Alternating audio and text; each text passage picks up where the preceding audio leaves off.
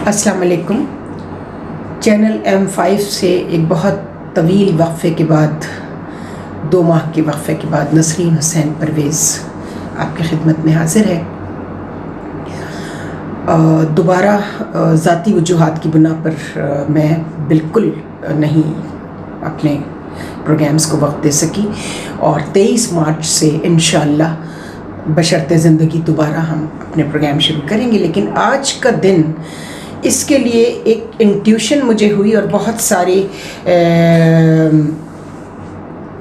الزامات، بہت سارے تہمتیں اور بہت سارے حسد جمع کر کے 25 سال سے غصے کو ضبط کر رہی ہوں۔ آج ویسے بھی شہادت امام موسیٰ کاظم علیہ السلام کی رات ہے، کل ان کی شہادت ہے۔ کاظم کے معنی ہیں غصے کو ضبط کرنے والا، تو کبھی کبھی کرنا پڑتا ہے جب وہاں سے انٹیوشن ہوتی ہے کہ نہیں اس پر ضبط کرنا ہے۔ تو آج مجھے اس کا جواب دینا پڑا۔ میں نے ویسے بھی وعدہ کر لیا تھا کسی سے کہ اب میں اس کا جواب ضرور دوں گی کہ میں پاک فوج سے محبت کیوں کرتی ہوں۔ آج فتح خیبر کا دن ہے، 24 رجب المرجب 2021۔ اب فتح خیبر کیا ہے اور نشان حیدر کیا ہے، اس پر میری ابتدائی گفتگو ہوگی آپ کے ساتھ۔ خیبر کہتے ہیں، یہ ہبرو کا عبرانی زبان کا لفظ ہے، قلعے کو کہتے ہیں خیبر۔ امام علی علیہ السلام کو رسالت مآب صلی اللہ علیہ وآلہ وسلم نے جب خیبر کی جنگ شروع ہوئی، اور وہ قلعہ، یہ اسی لیے اس کو خیبر کہا جاتا ہے، فتح خیبر، جب یہ جنگ شروع ہوئی تو یہ قلعہ فتح نہیں ہو پا رہا تھا، تو آپ نے کہا کہ اچھا کل اس کو میں علم دوں گا جو حیدر کرار ہے اور غیر فرار ہے، یعنی جنگ سے بھاگنے والا نہیں ہے۔ جنگ احد میں فرار ہو جانے والوں کا پس منظر رسالت مآب کے پیش نظر تھا، تو آپ نے کہا آج اس کو علم دوں گا جو کرار ہے اور غیر فرار ہے۔ اور یوں یہ قلعہ فتح ہو گیا، اور علی کی فتح، اور اس کے نتیجے میں ہی مال غنیمت سے جو سب سے بڑا مال غنیمت تھا وہ باغ فدق تھا، جو اس کے نتیجے میں حاصل ہوا، جو آپ نے اپنی بیٹی کو دیا لیکن وہ ان کو پھر نہیں دیا گیا، حق مار لیا گیا۔ یہ ہمارا موضوع آج نہیں ہے۔ موضوع ہے پاک فوج کا سب سے بڑا اعزاز نشان حیدر کیوں رکھا گیا اور کب رکھا گیا۔ 1947 14 اگست کو پاکستان بنتا ہے، اور صرف 4 ماہ کے بعد ہندوستان پاکستان کی فوجی طاقت کو آزمانے کے لیے، اور کہ ابھی تو یہ نیا ملک بنا ہے، یہ دوسرے معاملات میں مصروف ہوں گے مسلمان سارے، حملہ کر دیا کشمیر پر۔ چلی جنگ جنوری 1948 سے دسمبر 1948 تک جنگ چلی۔ پہلا شہید سیف علی جنجوعہ صاحب، ان کو ہلال کشمیر عطا کیا گیا، لیکن جب کیپٹن سرور کی شہادت ہوئی تو ان کے کچھ جو قربت جن سے ان کو تھی کیپٹن سرور کو، ان لوگوں کو وہ محاذ جنگ پر ہی یہ بتایا کرتے تھے کہ مجھے کچھ ایسی بشارتیں ہوتی ہیں جن میں حیدر، حسین، کربلا، یہ نام اور سرور، خاص طور پہ وہ کہتے تھے میرے نام کے حوالے سے مجھے سرور کہہ کر کہا جاتا تھا کہ تمہیں معلوم ہے سرور کون؟ آپ کو شاید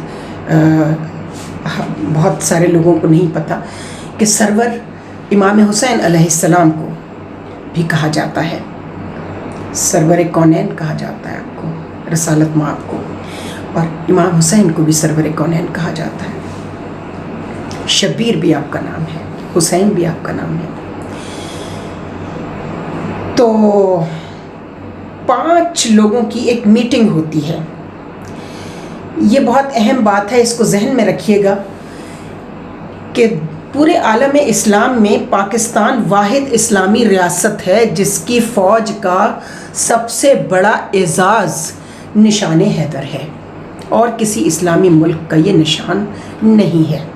لوگوں کا خیال تھا کہ شاید ایران شیعہ اسٹیٹ ہے، عراق بھی اس زمانے میں، وہاں یہ نشان ہوگا ان کے فوجیوں کی شہادت کے وقت۔ میرے والد جو ان گمنام خدمتگاروں میں سے ہیں اس ملک کی، ICS کر کے پاکستان پہنچے ننگے پیر اور اس سروس کو فرگو کیا اور کسی کی ہدایت پر منسٹری آف ڈیفنس جوائن کر لی۔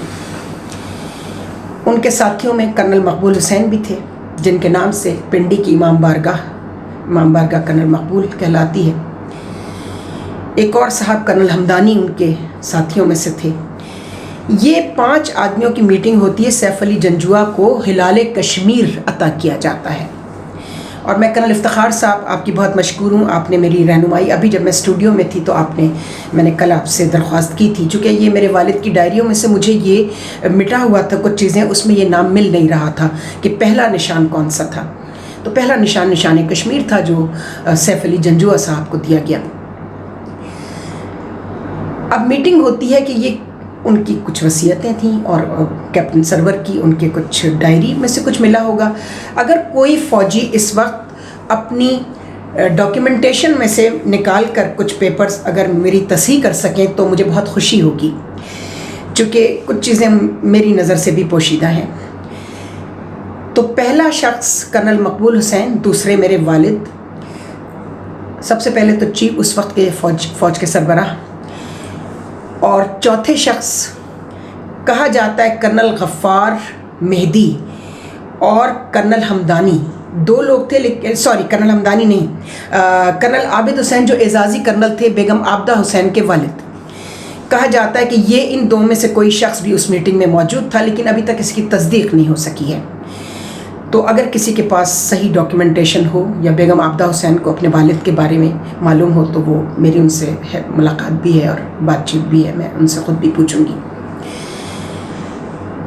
تو اور 5ویں شخص وہ صاحب تھے جن پر میں 29 سال سے ریسرچ کر رہی ہوں، ان کا تعلق چکوال سے تھا۔ یہ کس منسٹری میں تھے ہمیں نہیں معلوم، اسکول سے اور اپنی کالج لائف اور اپنی سروس لائف تک یہ میرے والد کے پاس آتے تھے، ریگولر آنے والوں میں۔ وہ میرے والد کو ڈاکٹر صاحب کہتے تھے اور پاپا ان کو شاہ صاحب کہتے تھے۔ ہمیں ان کا پراپر نام بھی آج تک نہیں پتا، بس یہ پتا تھا چکوال کے رہنے والے ہیں۔ ان پر میں کام کر رہی ہوں اور میری تحقیق جو ہے وہ تقریباً آخری مراحل میں ہے، بشرطِ زندگی شاید مکمل کر پاؤں، چونکہ مجھے یقین ہوتا تھا کہ پاکستان کو کوئی چلا رہا ہے ایسا شخص جو روحانیت کی وجہ سے چل رہا ہے یہ ملک، ورنہ اس میں چلنے والی کوئی بات نہیں ہے۔ اسکول کالج میں سنتے تھے کہ رشینز آئے تھے تو انہوں نے کہا تھا اس ملک کو دیکھ کے ایسے لگتا ہے، وہ جو دہریے تھے جو مانتے نہیں تھے کسی خدا کو، وہ کہتے تھے ہاں پاکستان کو دیکھ کے لگتا ہے کہ کوئی سپریم پاور ہے جو اس ملک کو چلا رہی ہے۔ تو میں یہ کہتی ہوں اسی سپریم پاور نے اپنی پاورز کچھ ڈیلیگیٹ کی ہوئی ہیں اپنے رسول ان کے گھرانے کو، وہی چلا رہے ہیں، اور پھر اس گھرانے نے کچھ لوگ منتخب کیے جو پاکستان میں فوراً ہی پاکستان بننے کے بعد ان کو خاص طور پر ہدایت ملی کہ جاؤ، یہ بن تو گیا ہے لیکن اس کا چلنا اتنا آسان نہ ہوگا، سینکڑوں قسم کے تعصب اور سینکڑوں قسم کے فرقے اور مذاہب یہاں جنم لیں گے، اور جس مقصد سے یہ انگریز نے بنوایا ہے اس میں تحریک آزادی کے لوگ بھی اس بات کو جانتے تھے کہ یہ جغرافیائی تقسیم جو ہوئی ہے اس میں ہندوستان کے ذریعے پاکستان کو، اور جن قوتوں نے یہ بنوایا تھا وہ اس کو چین سے بیٹھنے نہیں دیں گی اس ملک کو، اور آج تک وہی ہو رہا ہے۔ ایک حصہ کٹ بھی کیا مشرقی پاکستان، انہوں نے اپنا ایک آدمی پلانٹ کیا ذوالفقار بھٹو، اور اس کے ساتھ ظاہر ہے کچھ فوجی بھی تھے، اور یہ ملک توڑ دیا گیا۔ تو یہ نشان مشورے ہوئے ایران میں، ارتضیٰ زیدی صاحب یہ بات انہوں نے مجھے کنفرم کی، ایمبیسڈر تھے ارتضیٰ زیدی۔ جب میری کتاب چھپی ڈھاکہ فال پر سلمہ کا مقدمہ، تو وہ کہیں سے کتاب پڑھ کر مجھ تک پہنچے اور انہوں نے مجھے یہ بات کنفرم کی کہ مجھ سے بھی پوچھا گیا تھا کہ ایران کا سب سے بڑا فوجی اعزاز کیا ہے؟ ایران کا سب سے بڑا فوجی اعزاز ہے نشان فتح. اور عراق کے پھر ایمبیسڈر سے پوچھا گیا کہ کیا ہے، تو انہوں نے کہا غالباً نشان حسین یا نشان حسن، ان دونوں میں سے کوئی نام ان کا سب سے بڑا فوجی اعزاز ہے. ابھی قاسم سلیمانی صاحب کو نشان ذوالفقار عطا کیا گیا ہے پہلی مرتبہ ایران میں، لیکن مشورے ہوئے کہا ہم نشان حیدر اعزاز رکھنا چاہتے ہیں. تو کہا بالکل ٹھیک ہے، ضرورت انہی کی ہوگی یہاں پر، اور یہی نشان اس پاک فوج کی ہمیشہ مدد کرے گا اور اس کو بچائے گا. ابھی میں اس پہلو کی طرف نہیں جاتی جس وجہ سے سوشل میڈیا پر اور کارپوریٹ سیکٹر کا میڈیا اور پوری دنیا سے پیڈ منافقین پاک فوج کے بارے میں جس قسم کا پروپیگنڈا پریویل کر رہا ہے اور اس میں اضافہ ہو رہا ہے، میں ان کو فرشتہ ثابت کرنے کی کوشش بھی یہاں نہیں کروں گی، چونکہ ان کا سب سے بڑا نشانہ میں خود رہی ہوں، ابھی بھی ہوں، اور شاید موت تک رہوں گی. میرا کیریئر تباہ کیا ان کے ایک ونگ نے، جو ISI کا انٹرنل ونگ کہلاتا ہے. اب پہلے وہ بھٹو صاحب نے پولیٹیکل ونگ کے نام سے بنایا تھا، جس کا مقصد یہ تھا کہ وہ سیاستدانوں کے پے رول پہ رہے اور اس ملک کی جڑیں کھوکھلی کرے. ان کو معاف نہیں کیا جا سکتا اور کیا بھی نہیں گیا.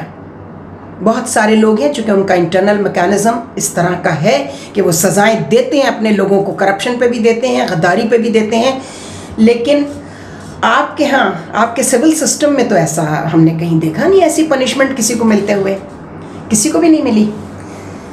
ملک کے خلاف سازشیں ہوتی ہیں، اسی ملک کے خلاف جس نے آپ کو پیر رکھنے کی جگہ دی، جس نے آپ کو فرش سے عرش پر پہنچایا، یعنی دنیاوی مادی حساب سے آپ اتنے دولت مند ہو گئے کہ آپ نے کبھی خواب میں اتنا پیسہ نہیں دیکھا ہوگا جتنا پاکستان بننے کے بعد آپ نے دیکھ لیا. یہ میں اپنے بزنس کمیونٹی، اپنی سیاسی اشرافیہ، اپنی سول بیوروکریسی اور کچھ ملٹری بیوروکریسی کے لوگوں سے بھی مخاطب ہوں اس وقت کہ آپ کو شرم آنی چاہیے، آپ کو شرم آنی چاہیے. یہ اعزاز ہے نشان حیدر جو آپ کو بچا رہا ہے، آپ کے ملک کو بچا رہا ہے.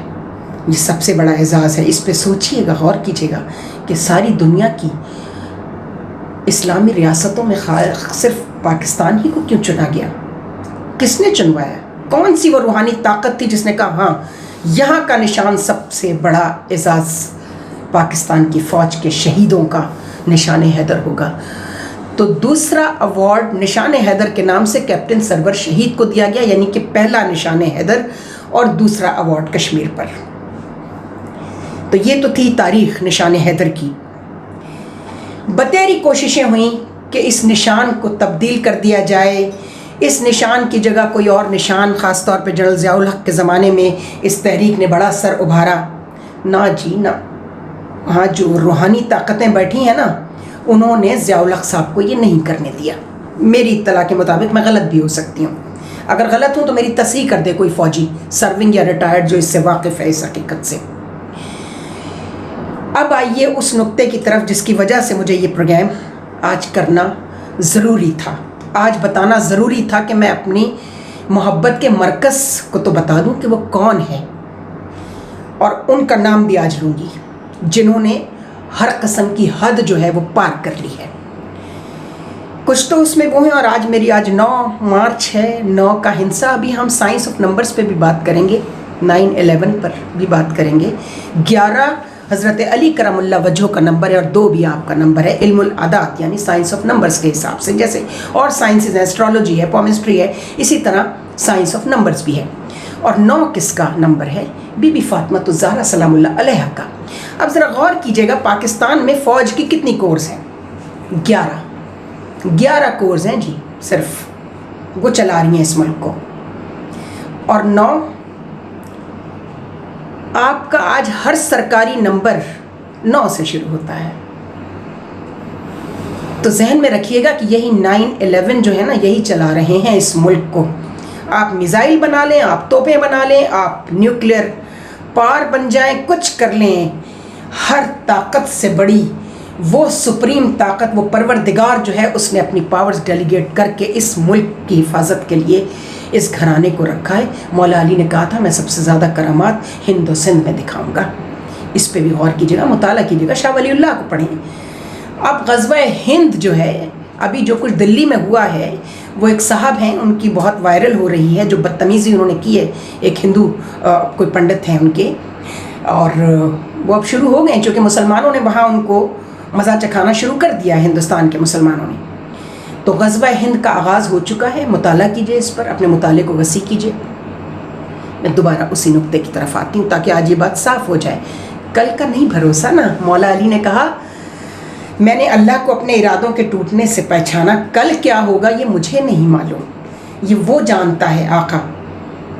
مولا نے کہا میں ارادہ کچھ اور کرتا ہوں لیکن کر وہ رہا ہوتا ہوں جو میرا خدا مجھ سے کرا رہا ہوتا ہے، تو کل مجھے نہیں معلوم میں کل ہوں یا نہیں ہوں۔ تو آج یہ بات صاف ہو جائے، اور بے شک میری اس گفتگو کے ایک پہلو کو نیگیٹیوٹی کچھ لوگ کہیں، مجھے اس کی کوئی پرواہ نہیں، بالکل بھی پرواہ نہیں ہے۔ میں سرخرو ہوں اپنے امام کے سامنے، میں لکھ کر دیتی ہوں کہ آج اگر دوبارہ کربلا منعقد ہو جاتی ہے تو یہ جتنے ماننے والے ہیں نا، میں ان کو جانتی ہوں کہ وہ یزید کے ساتھ ہوں گے، امام حسین کے ساتھ نہیں ہوں گے۔ یزید کے دربار میں بیٹھ کے امام حسین کو کیش کرنا سب سے آسان کام ہوتا ہے، چونکہ یزید تو کیش نہیں ہو سکتا، اگر ہو سکتا ہے تو کوئی کر کے دکھائے۔ ایک فقیر بھی جب بھیک مانگ رہا ہوتا ہے تو اسے نہیں پتا ہوتا کہ جس سے وہ بھیک مانگ رہا ہے، آپ سگنل پر کھڑے ہیں، آپ نے گاڑی روکی، فقیر کو نہیں پتا آپ کا مذہب، آپ کا عقیدہ، آپ کی زبان کیا ہے، وہ کہتا ہے پنجتن پاک کا صدقہ دے دو، حسنین کا صدقہ دے دو، ذرا مانگ کے تو دیکھے وہ یزید کے نام پہ، وہ جو بھی ہوگا جس سے وہ مانگ رہا ہے وہ اس پر لعنت بھیجے گا۔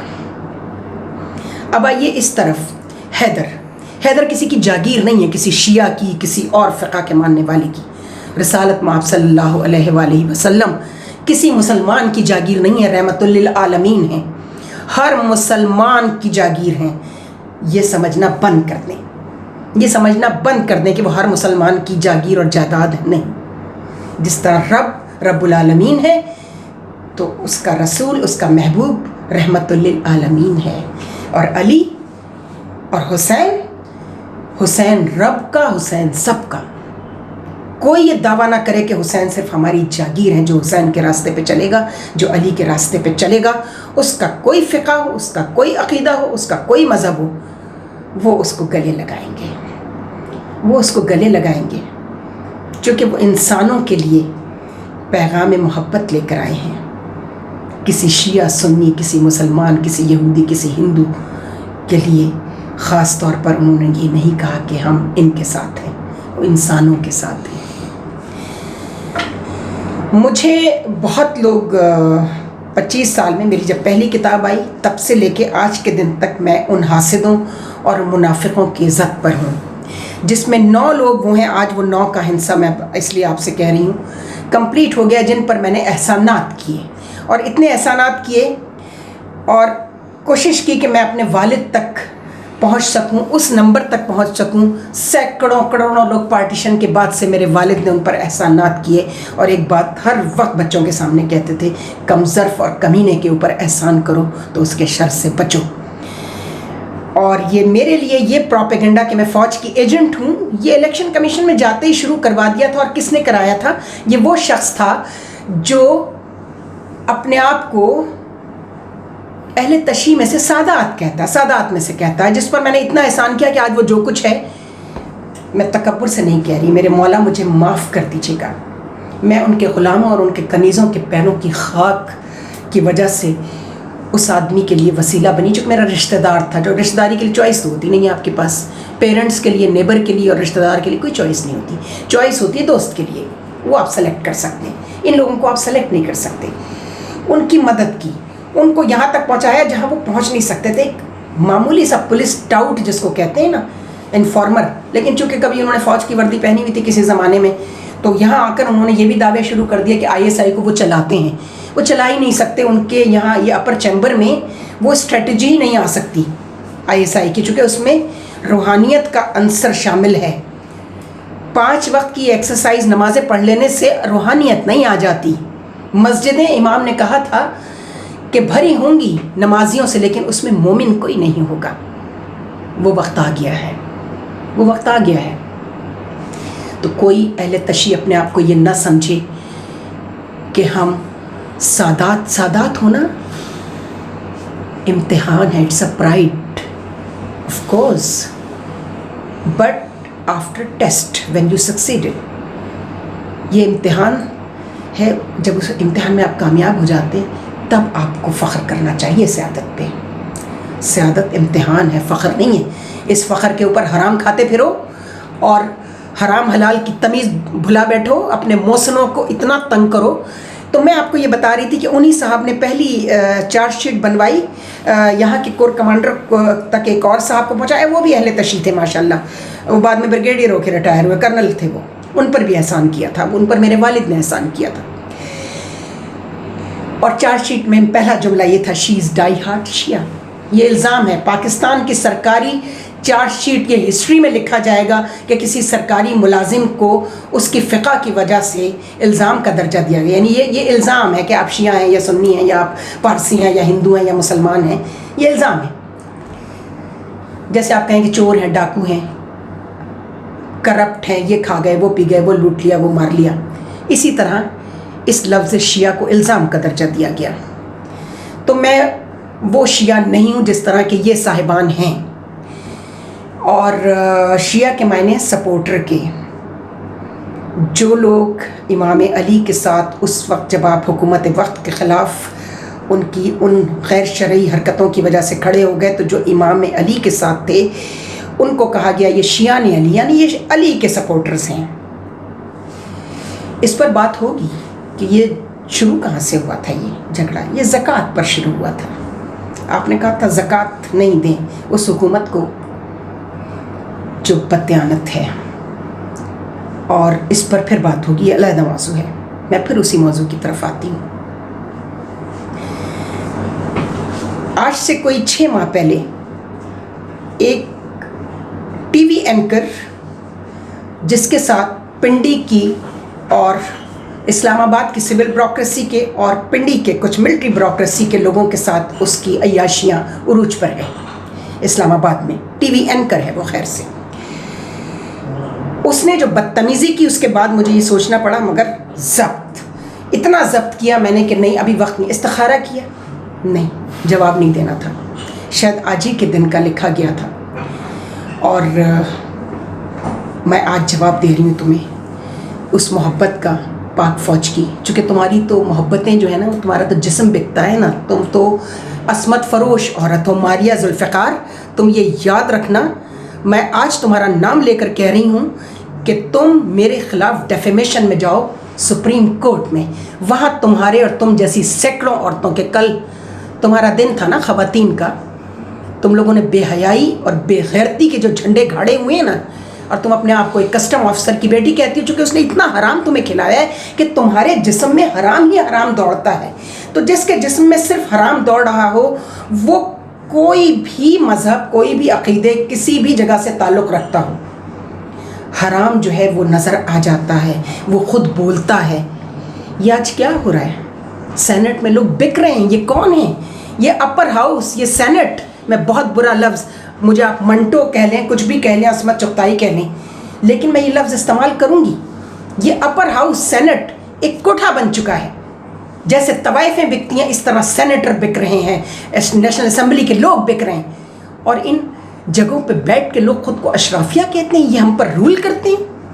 انہی چیزوں پر آواز اٹھانے والا رسول کا گھرانہ 63 سال تک اپنے اختتام تک پہنچ گیا. اپنے اختتام تک نہیں، یعنی اپنے جسم کا اختتام. کوئی اختتام نہیں ہوتا ہے. حد جہاں تک تھی وہاں تک گئے. سید الشہداء، اور آپ نے بتا دیا کہ اسٹیبلشمنٹ کے خلاف احتجاج کیسے ریکارڈ کیا جاتا ہے. تو میری محبت اس اعزاز کی وجہ سے ہے. اور میں اپنے فوجی بھائیوں سے بھی کہتی ہوں کہ خدا کے لیے ویمن فیکٹر سے اپنے آپ کو دور رکھیں. آج آپ کا گرداسپور جو ہے وہ لارڈ ماؤنٹ بیٹن کی بیوی ایڈوینا का मरहून मिन्नत है आपका कश्मीर। औरत वो चीज़ है, औरत वो है जिसने आपको जन्नत से निकलवाया। तो याद रखिए, ये इतनी बड़ी स्टेट जो है, यहाँ सबसे ज़्यादा औरत को पेनिट्रेट किया गया है आपके किरदार को जंग लगाने के लिए। दौलत और औरत, इस वक्त इस माशरे का सबसे बड़ा फितना औरत है। कौन सी औरत? हम पहले भी अपने प्रोग्राम में इस पर बहस कर चुके हैं। मिसेस सबिया इखलाक से इस मसले पर अब बहुत ज़्यादा गुफ्तगू भी होगी। जिस्म फरोश औरतें मेरा मरकज़ नहीं है गुफ्तगू का। असमत फरोश, जिन्हें अल्लाह ने असमत दी है, 4 दीवारी दी, तालीम दी, और उसका इस्तेमाल किस तरीक़े से हो रहा है, तो तुम्हें नहीं माफ़ किया जाएगा। तुम जैसी औरतों को, मारिया जुल्फ़िकार और तुम्हारे वो चाहने वाले पिंडी से इस्लामाबाद तक, इनको माफ़ी नहीं मिलेगी। इसलिए नहीं मिलेगी कि तुम लोग यहीं तक महदूद नहीं रहे, तुम शरफा के घरों पर गंदे फ़ोन करते हो, गंदे मैसेजेस भिजवाते हो। एक खबीस था यहाँ पर, ISI का सेक्टर इंचार्ज था, उसका नाम था अनवारुल हुदा। वो अपने बारे में ये प्रोपेगेंडा कराने में कामयाब हो गया था कि ऊपर खुदा है और नीचे खुदा है। मैंने उसको कहा था, अच्छा बच्चों तुम्हें मैं बताऊंगी कौन ऊपर है और कौन नीचे है।